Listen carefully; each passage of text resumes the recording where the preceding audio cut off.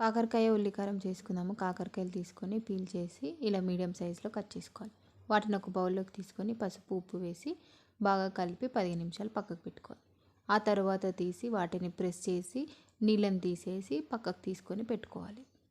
కడాయి తీసుకొని కొద్దిగంత ఆయిల్ వేసి oil heat అయ్యాక ఎండుమిర్చి, మినప్పప్పు, శనగపప్పు, జీలకర్ర, ధనియాలు, 10 వెల్లుల్లి వేసుకొని గోల్డెన్ బ్రౌన్ కలర్లోకి వచ్చేంతవరకు ఫ్రై చేసుకోవాలి. ఇప్పుడు దీంట్లోకి కరివేపాకు వేసుకొని స్టవ్ ఆఫ్ చేసి పక్కకు తీసుకోవాలి. అదే ప్యాన్లో కట్ చేసుకున్న ఆనియన్స్ని తీసుకొని వేయించుకోవాలి. వేగాక స్టవ్ ఆఫ్ చేసి చల్లార్చుకోవాలి. మిక్సీ జార్ తీసుకొని మనం వేయించుకున్న మసాలాని తీసుకొని వేసేసి ఉప్పు, కారం, పసుపు వేసి మిక్సీ పట్టుకోవాలి. ఇలా మెత్తగా మిక్సీ చేసుకున్న తర్వాత దీంట్లోకి ఆనియన్స్ పేస్ట్ కూడా వేసుకొని మిక్సీ పట్టుకోవాలి.